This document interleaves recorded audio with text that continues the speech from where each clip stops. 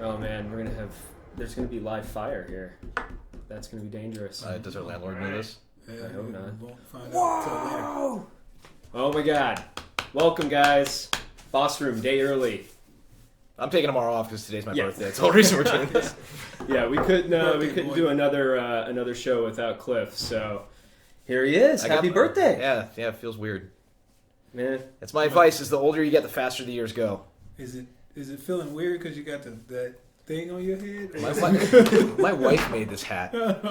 She likes to craft. Like it looks like store-bought. Like, she doesn't fuck around. I like the curly cues. Dude. Yeah, I put it on... She put it in the maker bot?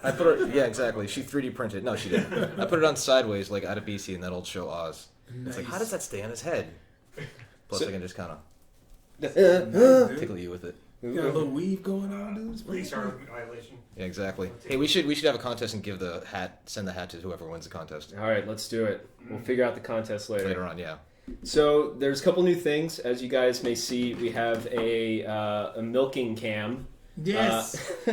Chris Milky, he's our senior producer on the game, and he's also the technical director of this smooth operation we have. Not He's so smooth as the last one we had, where we couldn't bring up the right awesome. stuff. So. See what happens when I'm not here? Black all screen those- shows up. but he's awesome, and he's part of the crew. So it's like, yeah, let's get him on. Let's do it.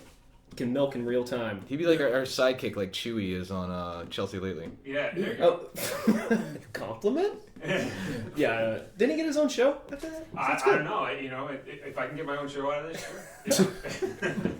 Cool. So yeah, I think let's just kind of get into it. We've got some interesting stuff. Later on, we're going to have Hunter on. He's our senior level designer, brand new to the studio. You guys haven't met him, and he's going to go over some top-down level designs with you, Cliff. Pretty much did all the levels in Blacklight Retribution. Yeah. And he's one of those talented LDs. I mean, you see the ones that can just do layout, you see the ones that can do visuals only, and the ones that can kind of do the best of both worlds generally tend to be the most valuable because, have a real good sense of place in your environments, and those are the ones that usually think, what is this location, instead of just generic hallways and ramps, right? Yeah, they're really cool, and I think it's the first time that we're ever going to kind of look at something like that. So, yeah, a little layout, a little planning, a little process, it should be cool. It goes all the way back to level design. Absolutely. And then before that, we're going to take a look at a special video featuring Tramell here. We'll see what happens. Well, I haven't seen this. I don't know. I have no idea what they shot this week.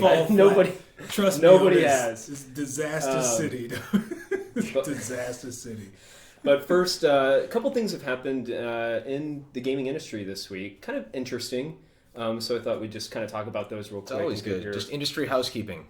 Yeah, totally. So as industry bulljive, as you would say, Tramell. Indeed. I love it. Get hyped. Yeah, the first thing that came out earlier this week, Pete Hines from Bethesda tweeted out that they're doing their own E3 presentation this year. They're not going to be a part. News. Yeah, they're not going to be a part of Sony, Microsoft, any of the other publishers, the big guys. They're doing their own thing. Brink 2, it's coming. Oh God, Nice. not. Well, I mean, they should. I mean, they're big enough. They've got an audience that they can command. People are gonna go to wherever they want to go. So think about what could potentially be in the queue, right? They own id, right? So they got Doom 4 potentially being unveiled to the public. Mm-hmm. Maybe new Fallout, right? How awesome would a next gen Skyrim be, right? I mean, there's just their categories of things that they could put out there is just huge, and more power to them. I mean, Bethesda usually just has the best E3 party. They rent out the Saddle Ranch, and you see, if you haven't lived until you've seen a game developer attempt to go 8 seconds on a mechanical fucking bull. I've seen so many people eat it on that thing. One of these days I'm going to get Mark Rain drunk enough to get on that thing and permanently fuck up his back. Or the bull. Sabotage. But yeah, I mean, they've got enough clout. They've got enough, crazy game. And these are properties that have been around for quite some time now. And, I've always gushed about Skyrim. Like, that whole series didn't interest me until Skyrim. And then suddenly, I played Morrowind, and I was like in a dungeon with Patrick Stewart in my ear, stabbing fucking rats. And then Skyrim comes along. I'm just like, oh my god, this is amazing. And then the mods afterwards, when I finally got the high-end PC rig, and it's phenomenal, amazing game. And try to get into Dragon Age Inquisition. Couldn't really get into it, no offense. And it's just people were making the Skyrim comparison. I honestly seeing it. But they're in a league of their own. Oh yeah, and I think that this is a testament to how they can do it themselves. And they've been rumored to be at the VGAs. They've been rumored to be at E3 previously. There's all those old, kind of fake viral things that people have done for them. And they're like, hey, that's not us, blah, blah, blah. Now they're taking command and they're just going to do it themselves. So I would say this is the time that this is them debuting Fallout 4 or something huge. Maybe Prey 2 is Survive. Oh, I don't think so. Yeah. It's done, dude. That thing's done and buried. Hey, they could blow everyone away. I recall it having a really cool preview, though. It was awesome, Yeah, man. It was like a nice game. It was they awesome. shit canned it for some reason.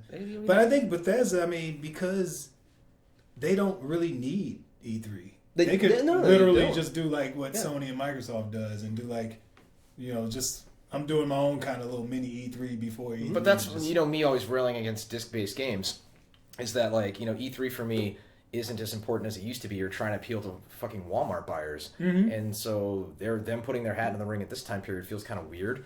But I was saying, in one of our newsletters, it's like I've been going to E3 consistently for many years, even when I wasn't working, and it's worth going just for the networking, just to catch up, because like I said, these are industry people, you only see a few times a year, people you've been friends with now 10 to 20 years, and even if I don't even go to the damn show floor, which I'd be perfectly fine not doing, just going to the soirees and the mixers and having lunches and brunches and breakfasts with old friends, and just I have a whole thing, and as a side note, I don't think developers ever communicate enough and compare notes. I was able to, have a pint with Jason West last week, formerly of, Infinity Ward and Call of Duty. I had a phone call, caught up with Rob Pardo, formerly of Blizzard, and just exchanging war stories about, the making of World of Warcraft, or, what it took, to get Titanfall and that company up and going when they were working on at Respawn and in the midst of this crazy lawsuit and all this industry stuff that you, the gamers, hear about on Kotaku or through vloggers and all these different venues. But when we're behind the scenes and comparing notes, it's like, I didn't know that about that guy. That's what really happened there. And one of these days, somebody's going to write a tell-all, and it's going to be really interesting. Yeah, I'd love to see it. That was a tangent. No, that's all right. That's a birthday tangent. So one of these days, that should be you, dude. Yeah. You should write it. So I have to change some names to protect this. Well, I'm We're excited. getting the lawsuit. Everybody's name is Bob. Exactly. Bob Bardo. Yeah, well, I'm excited to see what Bethesda does. As a gamer, I think it's really cool to see them stepping out, doing their own thing. And yeah, I'm totally excited. I can't wait. I want horse armor. Yeah. Pay up. Milky's got it. So another thing that happened is that anybody who reads Eurogamer, they had they dropped their review scores, right? They had like hard numbers for their review scores, and they basically said, we're not going to do numbers anymore. We're changing to more like a like it, love it, recommended. Something that's not able to be quantified as a score, so that it could be factored into Metacritic. Yep. Do you guys see that as a trend that's going to continue, and why? I hope so. Why is that happening? Because fuck Metacritic. Oh man, I don't know. I think it doesn't really matter, because at the end of the day, whatever the majority of the people are going to be doing that's what the people are going to use to kind of grade everybody by. So even if you do like 5 scores, like I didn't like it, this is bullshit, like if you go down the list, the top one is going to be number 5. Or it's going to be number 1. And that's going to be perceived as whatever it is. But that's actually a good point that makes me think about Rotten Tomatoes. They don't usually, some places rate movies like 2 out of 5 or whatever, but Rotten Tomatoes generally doesn't aggregate based on an overall vibe of the review. As opposed to, I gave it a B, I gave it a 2-star, I gave it this and that. And so it's either recommend or not. So, but they still have the 75% rotten. Yeah, and there's still a percentage. That's still a number. Somebody will find a way to quantify it, which just reminded me that Metacritic isn't going to die anytime soon. Thanks. Yeah, somebody's going to figure out that like it means 3 points. Yeah, and just equate it to something else. I hate to, as much as I dislike Metacritic and a lot of this gamification of entertainment, I still generally rely on Rotten Tomatoes for a movie. It's like if I queue up something in Xbox Video or Netflix, they list the score right there now. If it's 60 or over, I'm like, all right. And if it's like 92, but I mean, like I said, expectations are everything with reviews, with, hype, I was talking this week about horror movies, and, everybody was going on about the Babadook. The Babadook's such a great horror movie, and I watched it, I'm like, it was okay, because everyone overhyped it for me. And then, I'm talking about that movie Oculus that came out, of course, named similar to the VR headset. And the way it was advertised looked like that standard over CG Hollywood schlock, and had really low expectations. Turns out the reviews are great, and the movie is really fucking good. And I was like, well, I rather enjoyed that because I had low expectations. So what is it about Metacritic that you really don't like? I dislike the fact that your average publishers who are funding a lot of game development studios are using it as a barometer of success, whereas they've actually, I'm sure you've seen, they so put it's in the it's the association with the publishers trying to figure out how good your game is. It's like you don't bonus unless you get an 85. There have been developers that have not gotten a bonus due to the fact that like Slappy'sBlog.com gave them a 3 out of 5 instead of a 4. Oh, so you're not really against Metacritic. You're against the usage of Metacritic in publishing deals. Yeah. That makes sense. And that is a much more specific way of looking at it, yeah. But I just like to make blanket, statements on Twitter. I hate Metacritic. You killed my father. That's the internet. Read the headline, go to comments. My person's only rated 78. Exactly. Yeah. So I mean, it's when I was looking to do the studio, there was certain publishers who shall not be named who were trying to pull that shit in the contract, and it wasn't a huge swing either way, but just on principle, the fact that you're going to try and quantify this based on a Metacritic score of how much money you're going to give the studio so I can bonus the employees, fuck off.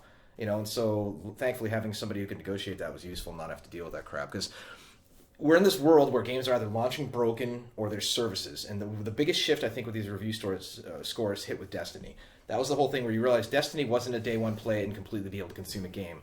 Destiny was on and on, update, modify the loot drops, modify the damage, modify this, that, and the other. So Destiny, it's been out, 5 months or so? Destiny, 6-7 months from now is probably still going to be going. It's going to be a drastically different game than the Destiny that launched. And how you quantify that with, I guess somebody gave it an 8 or 9 at the beginning when the game could become a 10, right? Which is very similar to how MMOs, are really hard to gauge upon the first month or two. But we're in a world where you either hit strong or people move on to the next game. So it's an interesting shift, I think. So I'll bring it back to the game we're working on. I mean, for a game like ours, how is Metacritic going to be a part of that, or is it? It doesn't need to be. People are going to give it scores regardless. Right. I mean, you can't stop people from rating or reviewing your stuff. But I mean, our first foot forward has to be our best foot. Even if it's going out in beta or alpha or anything, it still needs to be in a polished enough state for people to be able to enjoy it. Not overly buggy. Some expectations of bugs are going to happen in alpha, but certain visual bar. Yeah, it's got to have a certain level of quality to it in order for the people to enjoy it. And if that minimum bar for us is good enough to review, then so be it. And if it's a fun game, then it'll get good reviews. Well, especially if we're doing early access, there needs to be a minimum quality where I've heard games where it's like, hey, should I check that out? And I ask on social or ask on whatever. People are like, oh, they have an alpha. It's totally shit. And I'm like, wow, okay. What you want to hear is, it's an alpha. It's a little rough, but there's a lot of promise and some very interesting things they're trying there. I'd give it a go. It's basically, do you recommend or not? It comes down to that kind of black and white Boolean of that. But games as a continued service, though, if the game is continuing its service well after it launches, how is a score? I mean, how is that representative of a score? I mean, the initial some people score? actually, some reviewers actually re-review games after which I think is great. Launched. But not everybody does that. But they do also come back to it a year later or 6 months later and to give it another score. I mean, as long as the company is actively participating in making the game better, then I think reviewers are always going to kind of come back to it and say, let's see what they did in the last 6 months. It's getting away from that fire and forget your game. Where you drop the game sells a whole bunch, then it just kind of goes down. And what we're doing now is the invert of that, of a more quiet launch, the build, and before you know it, you look around and go, where did this community come from? It's, the transfer to games being services that everybody always talks about. And it's hard to quantify that with a scientific review.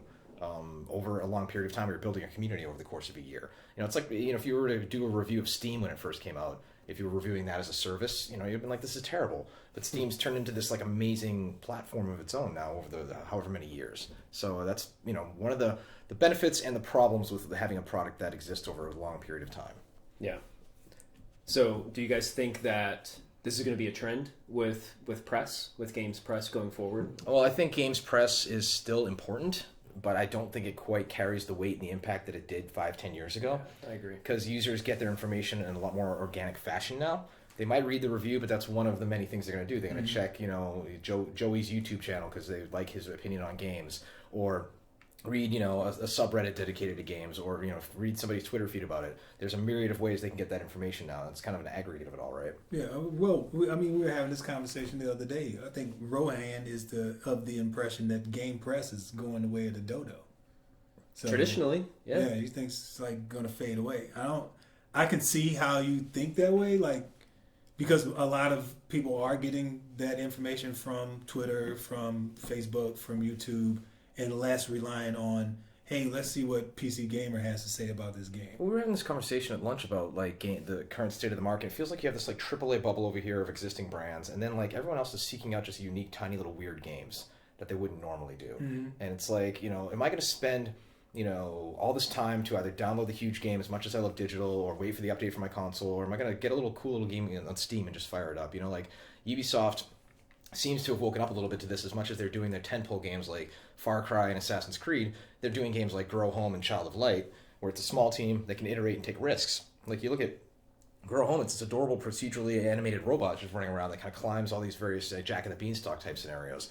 Like if you had pitched that in a traditional studio as opposed to a smaller project, it usually would have been like, no, we're not going to do that. It's not worth the effort. But there may be things they learn from the small project that they can apply to the larger AAA game, maybe about the procedural animation that they could apply in Assassin's Creed.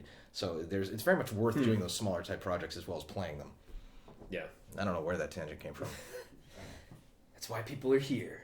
They want to hear the tangents. Yeah. No, I think that's a good place to kind of end that on. From your guys' perspectives, I think it's really interesting to see what you think in regards to that, because you guys have history with publishers and with how that Metacritic dance is kind of handled. And well, as far as the news cycle goes, right? Like you look at after Christmas, it's kind of a dead period in like January. It's actually the same thing with the restaurant business. I've come to learn. Where everybody spent a lot of their money at the holidays. They don't want to go out to eat. Everybody bought their games. They have the wall of shame of all the games they haven't played. And then finally February is when we start ramping up to convention season, right? Where you start getting your GDC, your PAX, your E3, and all that stuff that's going on. And everyone the hype machine starts up again for the next year. It's like the season's changing, right? And I'm looking forward to taking some time at some of the conventions and catching up with folks. The real quick side note: part of the problem here is fucking GDC and PAX East basically overlap. So we got to figure out the mad dance of popping into San Francisco and then taking direct San Francisco to Boston. Hopefully finding time to eat Pizza Regina in the North End, because I'm not going to fucking miss it, because I dream about it occasionally because the pizza's that fucking good. And then catching up with the fans, the gamers, and doing meetups, that kind of stuff. So speaking of the fans, we took some questions from Twitter. I think that there's a little bit of overlap with one of the questions from DMR87. We kind of already answered that. He or she was asking about dropping reviews. So we'll just quickly try to go through each one of these. So Undone101 from Twitter asks, is transparency the future of game development? I think it depends on the game. Yeah, it depends on the company, really. Yeah.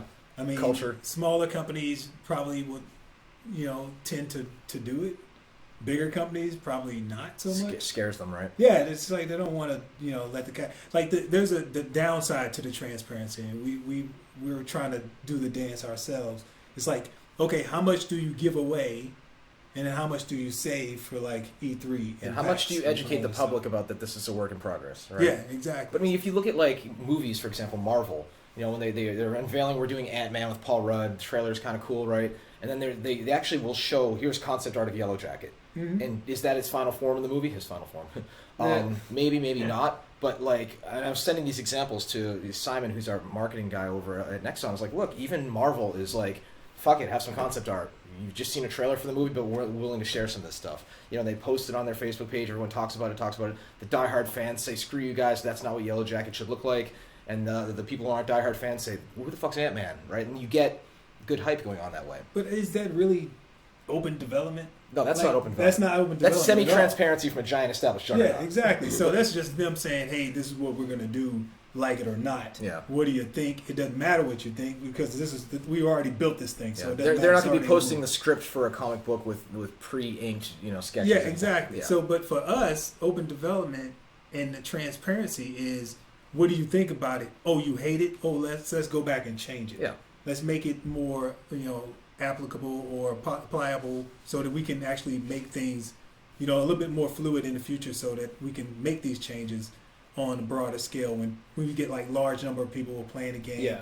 And then they all say, basically the same thing. I don't like this map, or I don't like this portion of the map. I don't like this character. And then we can just go in and, make tweaks, turn some numbers, turn some knobs. But we have to hit a minimum quality bar, as you alluded to before, we feel comfortable opening the kimono and showing people, like, work in progress content and things like that. Like, and we've made progress. You know, we've gone back and forth with Nexon, and we're hoping in the warmer months, you know, we'll get to the point where we can have more exposure, eventually building up to kind of a pre-alpha, early access type build. Yeah, so stay tuned. Good question. The next one is from Glenn Luca, and then a 01 and a bunch of other 01s is asking. It probably says like balls and binary or something. Yeah, probably. Why the fuss with arena shooters? Everyone seems to be using that word these days. Isn't there more important aspects to a first-person shooter game? I think it's in the zeitgeist right now because everyone's tired of red dot iron sights, which are in every damn game right now. And it's my 10 to 15 year rule. There's a lot of things that were in space dogfighting simulators that are coming back because people who are 15 don't remember them, right? And the older generation who's, you know, 35 and 40 maybe has those kids, they want to show their kids just like they show them Star Wars. And I think it's the same thing with these arena shooters. I think, you know, I played Toxic and I like what they're going for. I find that I miss reloading in that game. Like, reloading for me is part of the good cadence of a good firefight as opposed to just, blah, I'm going to vomit a bunch of shots on you and kill you. You know, and same thing with, for me, arena shooters is about pacing. You know, getting back to a fast-paced shooter. You know, Call of Duty is very fast-paced, but the movement until Advanced Warfare is very basic. Everyone, you know, you add in a double jump and a dodge, and everyone loses their shit, rightfully, because they wanted it. It felt fresh and interesting and new, but they didn't remember UT 2004, right? So it's that cycle of fashion. I did a blog about it this week. You know, fashion continuing cycles. I was saying, you know, at lunch, it's like, you know, high-waisted acid wash shorts are back in for girls, fucking flannels back in for dudes, and VR's back. We're in the 90s again, people. No. Yeah, you say that, and high top fades starting to come back. Are they? Yeah, you basketball players rocking the Hey! Don't do this. Happy birthday! Watch out! Oh, God. Happy birthday to you! It's like a Bring out Oh my God. That was actually like harmonious. Speech. Right. Oh my God! Two rounds! Did you hit the camera? There you go. Like nice baritone voice in there, right? Thank you, all of you, for kicking ass, and fuck all of you for embarrassing me. Look at your cake, dude. Yes. Things falling apart. There we go. And right. Let's just take this one away real quick. Zero. Somebody in the Brand chat was new. like, "Is this live? Is this live?" Well, yeah. There you go. Yeah, I There's fucking your- knew you were gonna pull something like that. Some damn All right. cupcake. Go ahead and take a bite. All right. You guys have to fill some Yeah, time. I can't. There Dude, you it's like No, we got- it's like falling off. Like, We got two more. That's a lot. That's a lot of frosting. did RJ put his balls on this? go. Yeah, I think he did. Tastes like It tastes like sweaty iron ball. Tastes like Dutch oven. Oh. Everyone's like, "Oh, indeed, it is live." Yeah. No, Yeah. nice. Why would we tape that goodness? we pre-taped that with CG. So there you go. All right, where the fuck were we? Yeah, we was Hey, answering I don't questions know. here. Hey, We was- we- So we gotta do like free, like. Yeah, I think the next Free one play. was. I think that was a good enough response. I think the next one is from Vinny Bontempo. Yeah, on Twitter. Why free to play? And I assume he's talking about our game. Why not free to play is the question, really. Good free-to-play works.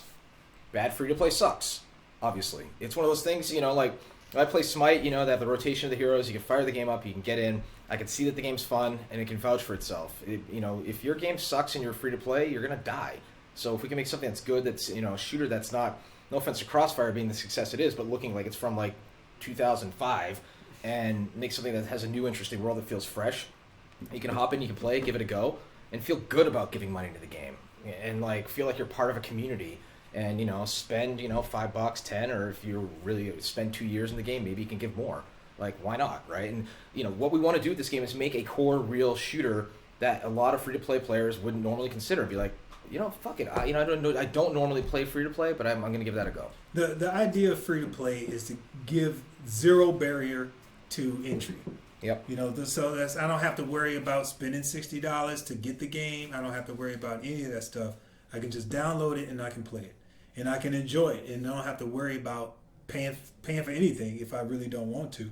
If there's something that's compelling, yes, you can purchase it. You know, those are the types of things that you can do. But the free-to-play model allows a lot of eyes to get on your game without having to have them worry about, do I have to drop $60 on this, or do I have to go check Metacritic to see if it's good? You get people to experience your game for free without much hassle. Yeah, and with that, it's a continued service. So it's survival of the fittest, really. If your game's not good and it's free to play, it's not going to survive. And you're not listening to the community, spent real money in your game, and adjusting real time, and responding to their social media queries. I mean, it's everything together. But when you look at free to play, in many ways, it's a combination of kind of the old coin-op methodology of how the quarter munchers with shareware. Where back in the day in shareware in the mid to early 90s, you could download the first episode, and if you liked it, buy the rest. So the game had to prove itself in the first episode. Where now it's, you try before you buy, and if you want to put more quarters, then you can, but you don't have to. And if you do a free-to-play game where anything that affects gameplay can technically be unlocked through grinding, then there's a certain purity there where you don't feel sleazy, right? I mean, one of the things that just blows my mind, watching the Super Bowl ads, is there was not a traditional AAA game ad anywhere to be seen. It was all, Liam Neeson for Clash of Clans, I didn't even Game think of about War, that. all of that. Yeah. And, that's mobile's a whole other conversation I don't even want to get into, but, those games are free to download and check out. And the people who enjoy those games, they're spending a lot of money in that. And I hate using that example because some of those games feel a little sleazy on mobile space. But again, we keep going back to games like League, Smite, PlanetSide, like these games that were core games that were ultimately free to play. And it keeps the developer honest. It keeps them challenged because they have to keep the content good to keep people there. So I think gamers win. If it's a good game, they win because it's keeping that developer consistently challenged. So good question. Real quick, we've got, and this is actually probably the meatiest question of all, but we'll get to it. Some people are worried Blue Streak won't actually be an arena FPS game. Can you respond or show us why we are wrong? And that's from Meeple on Twitter. I mean, I've alluded to it before that, it's going to be, at its core, have a lot of arena shooter elements in it, but for a New World Order of 2015 and beyond. As I talked about Toxic earlier, it felt just funny to not have reloading. We'll have crazy dodges and jumps, we'll have fast pacing, but we're probably going to have some type of classes in the game, which really weren't in a traditional arena shooter. I mean, you look at Team Fortress 2, there's a lot of arena shooter in that, but it's an easy to learn, fairly deep, class-based experience. So, I mean, there's a halfway point where you don't have to, be Quake, as great as Quake 3 was. Quake 3 is one of those games you play for a month, and you're like, okay, I kind of get the idea. We want to have that super long tail of people playing the game for 2+ years, Awesome. Cool. So, guys, thanks for sending your questions in. We really appreciate it. Keep them coming, too. Whenever we ask on Twitter for your questions, send them to us, and we'll do our best to get to them all. So, all right, Tramell, we're gonna send you off. Is there anything you want to say to everyone? No. All right. Well, people are gonna see you in Brief a second. and succinct. So, Exactly. Follow me on Twitter. There you go. It's right there. Yep. There's his Twitter. Bam, bam. Follow Boss Key on Twitter as well. And we have good toilet paper on the next flip side, sirs. All right. So let's check out this weird video. All right. Yeah, come on, Milky. Oh, jeez. Still hot. 1993. Really?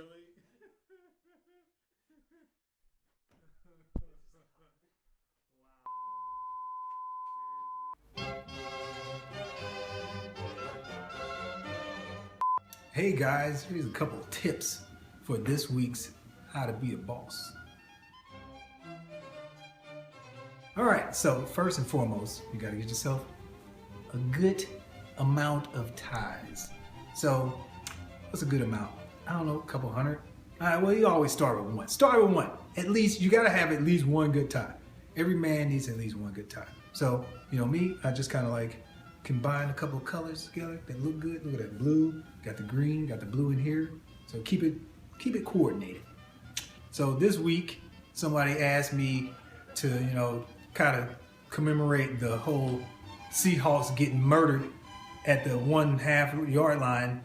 So I decided I was going to do this in honor of our fallen comrades on the Seahawks team. You get the Seahawks colors in there, coordinate. So I got the blue vest with some, Argyle pattern on there. You got the striped tie, nicely done. So, tip number 2. You gotta get yourself a nice watch. So, this one's a pretty plain, decent ceramic black watch by Nixon.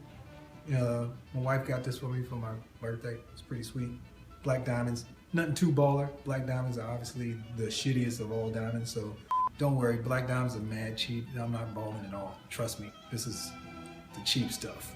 I'm no Cliff, so I keep it on low budge, all Kohl's and Macy's style. So there you go. 2 tips for how to be a boss.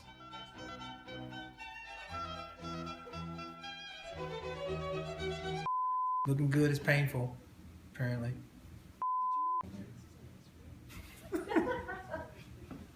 All right. You want me to start with that or do the whole intro? We'll do another intro as well. The entire thing. I like having 2. I like having 2. You want me to come grab you next Tuesday and be like, I got it. All right, let's do it. Hurry up. Boy, you're such a diva. Hey guys. I wish I was getting paid by Nixon, but you know, if you want to make that happen, Nixon, come holler at your boy.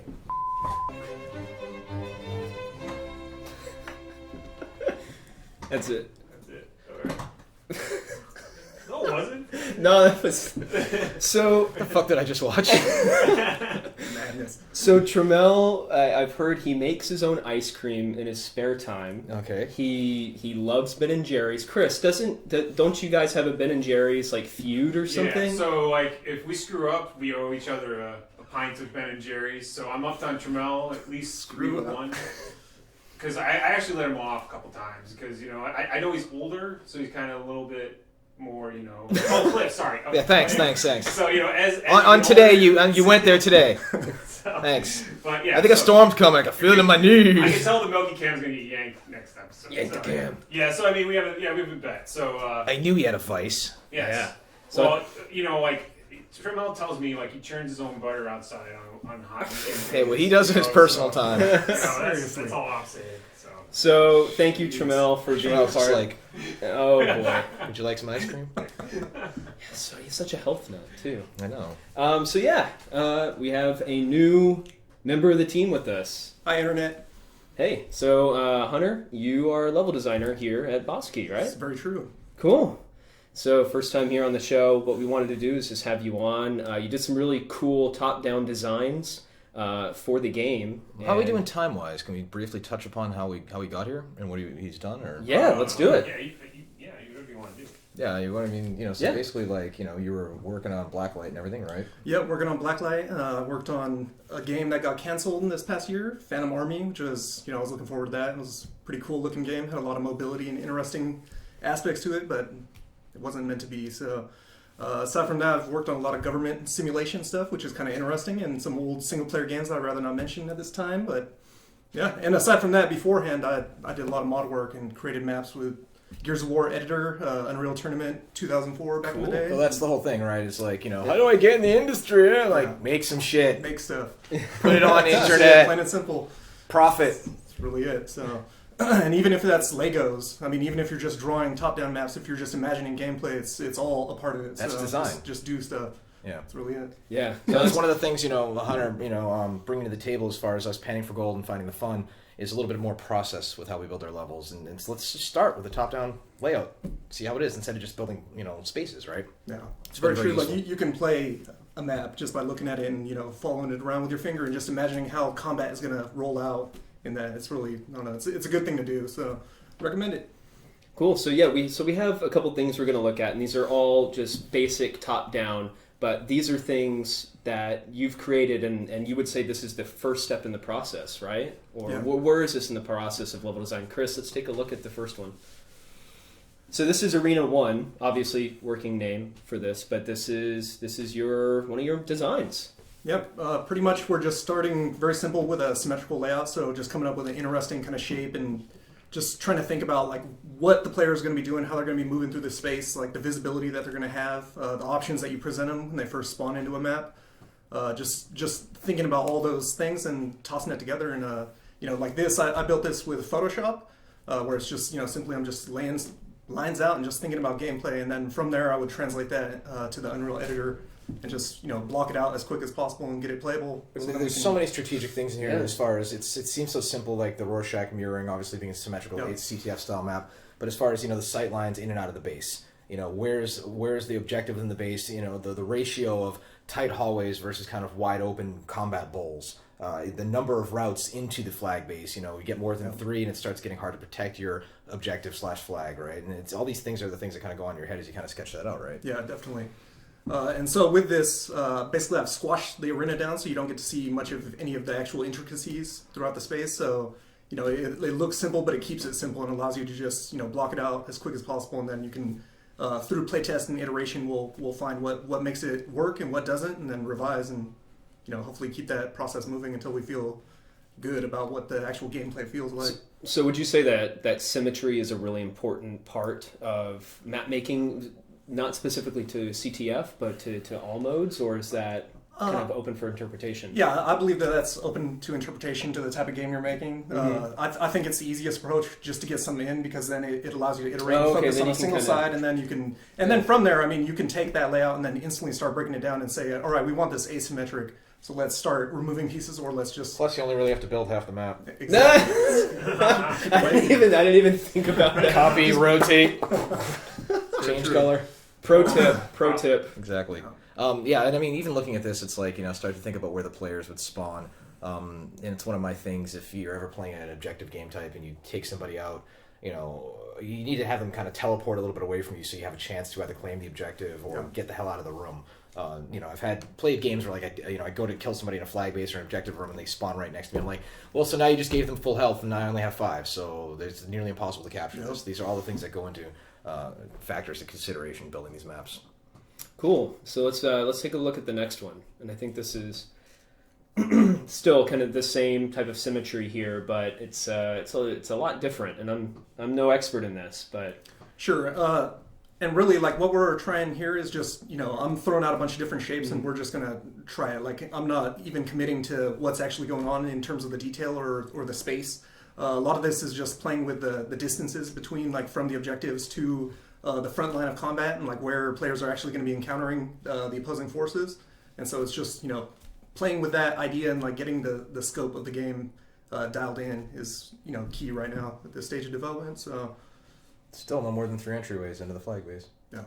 yeah. So would you guys ever stray more than that or less than that? What do you think is a good number? Because for me, I think 3 sounds right. But well, you I can don't know. I mean, correct me if I'm wrong, but hypothetically, you can do a map that has 4 or 5, but you want a serious bottleneck before that. So if the bottleneck falls, then everyone gets in there. I mean, it's the same thing I hate to bring up, like the idea of a MOBA. A MOBA works with the 3 lanes because, you know, can you protect all 3 at once? Not necessarily. You know, control point modes usually have 3 points because you might be able to hold 1 or 2, but the third one's where you start getting shaky. So there's always like a chink in the armor where you can kind of, you know, dig away at it. Yeah. And really, it's just about providing the player options for when they want to flow into it, how they want to escape from the base once they are able to get in there. It's just 3 is a good number to start with. You can boil that down to a single point, and then it creates this interesting kind of push and pull where, you know, like if there are defenders within that base trying to hold down that single entry point, then it, you know, you might run into a moment where just there's no progress that can be made.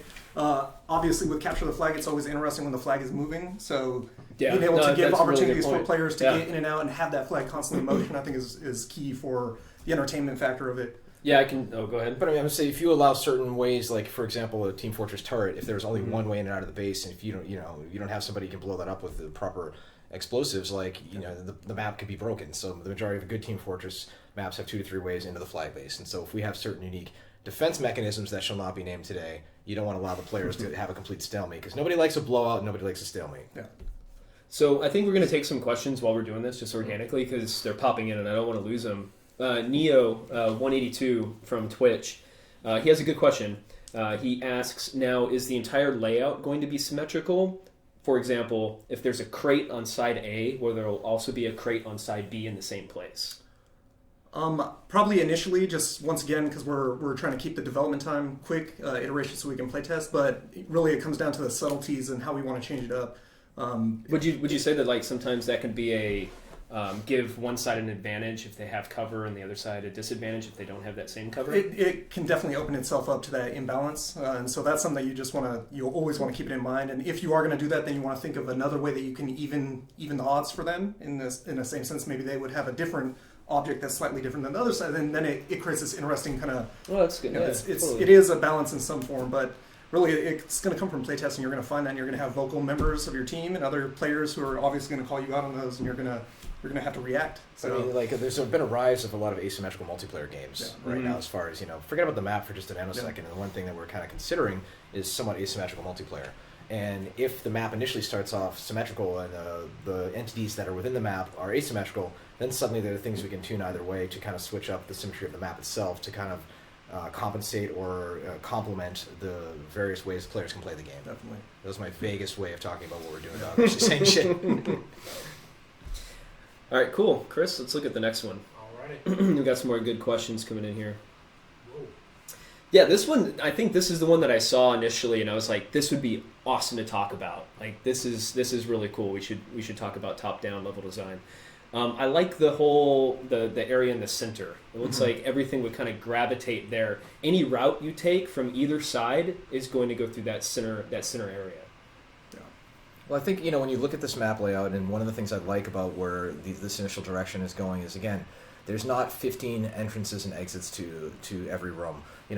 When Call of Duty's at its best, you can generally have a pretty good idea what people are due to situational awareness. When some of the previous Call of Duties that shall not be named were at their worst, there's like 8 ways into the room, and you're like, okay, I checked that door, now I'm dead from that, and it's just like, okay, which is the great equalizer where I could kill a really high-level guy, but it's not that fun, especially for League or Pro play, where you want an airtight game type where you generally know, okay, they're going to come from one of those 3 directions. You cover that door, you cover that door, I'll get the middle. And it comes down to those individual battles, much like football running plays where all the players kind of bash against each other and you look for kind of the hole in the defense. It's a very similar kind of thing. Cool. So a couple questions here. Mr. McSmelly from Twitch. God, these names. Is he smelly? Did he eat too much McDonald's? The Hamburglar. Hunter, so when you're coming up with a design, do you prefer digital or analog in your designs, pen and paper? In terms of, I have a preference for pen and paper just because I do art on the side whenever I can. I've been drawing ever since I was a youngin' back in the day. So A wee strapping lad. Exactly. I like drawing it out. I can sketch it out quickly. It saves me a lot of time of just coming up with a very simple kind of layout and flow without having to commit any time to actually opening up Photoshop. Even those little seconds, they add up into minutes and hours and etc. So I kind of go both ways though. Like I love even opening up the editor and just laying out blocks and cubes and utilizing a nav mesh to create a path, and then I go to the top-down view and I can trace that out in Photoshop to communicate that to other people pretty easily as well. So I think that the end is all that's really important. It's not really about the process of how you get there. It's just coming up with a layout, being able to show that to other people and play testing and getting it into people's hands and calling you out on the issues that are there. Cool. All for it. Spawn on Me Too asks, when you're laying out maps in a 2D space initially, are you already thinking about verticality at that point? Definitely. So that's where the 3D and other type of tools allow you to kind of visualize that a little bit better. I use SketchUp a lot, like in my personal time when I create maps, just because you can easily block stuff out and then click a button and now you're looking at it in the orthographic top-down view, and then that way you can add notation and other interesting things to design out the map in that way. So it allows you to visualize the 3 dimensions, and then you can start planning out how certain enemies are just going to battle with each other within a space. So I think it's important to think about all that. But the way that I was doing with these top downs is just keeping it very simple and just thinking about the paths leading to the space, and then I'll add in the complexity as we go. It's like building a building. It's you can build whatever you want, but it starts with the footprint. Yeah. Like what's the lot, the shape of the lot you're building on. And depending on what's inside the house, the verticality, etc. But that dictates so much else. That's the anchor for the rest of the space, right? True. So this is actually a good one for both of you guys. It's Your Mom 306 asks. These names fucking kill me. Spawn on me, like spawn on my face. Spawn on your mom. It's Spawn on your mom. It's scene from Grandma's Boy, remember? All right, anyway. It's Your Mom asks, is Project Blue Streak being developed with esports in mind? Any plans for esports? Yeah, I mean, we've talked about it before, and I'll keep talking about it till we're purple in the face. We're making a game. Okay, well, so we had a recent meeting with our financier publisher Nexon. We were in El Segundo, and I didn't leave my wallet there. Old hip-hop reference. And they're like, well, the game's kind of hard, and it's kind of fast, and I'm like, it's like, it's kind of complex. I'm like, yeah, and I'm like, I'd rather make a fucking game that's deep and deep and long and hard.